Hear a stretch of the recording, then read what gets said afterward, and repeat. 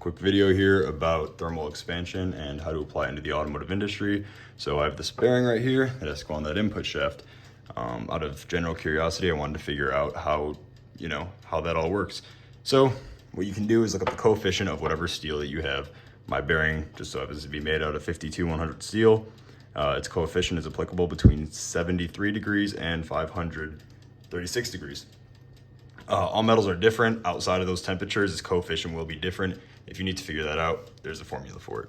So my coefficient just so happens to be 6.61 micro inches per degree of Fahrenheit. That's what a micro inch equals right there. So here's my equation.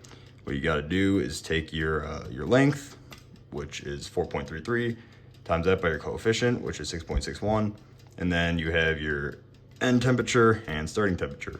After that, I figured out the change that I would have is 5,008.7275 micro inches. From there, times that by that to apply it to whatever you're doing. And then I figured out my change would be 5,000.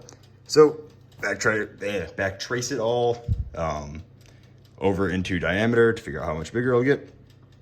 And my starting diameter is 1.378. End diameter at 250 degrees, of course more as I go higher, but at 250 degrees it'll be 1.3798. So I got that guy heating up right there, and I'll change the angle here and try to show you me putting that on. All right, I got my input shaft and the innards of my bearing. That part in there is this guy right here.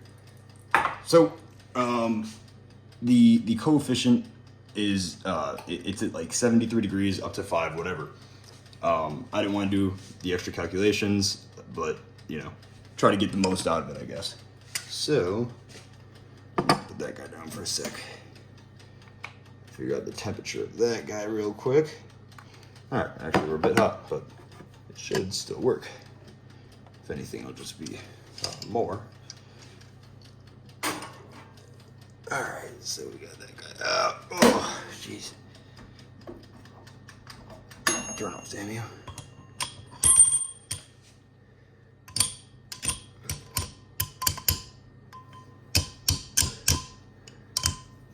All right.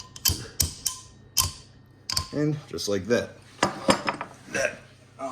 What was that difference again? All right, that roughly 2 thou difference was just enough for that bearing to slide right on there. Obviously, for real application, right, you'd have a nice looking input shaft, and your full bearing would slide up on there. But another thing to mention is sometimes bearings do have rubber in them or a little bit of plastic.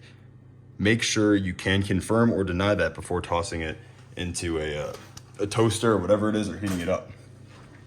If you have any type of plastic in there, you don't really want to heat it up anywhere past about 250 degrees.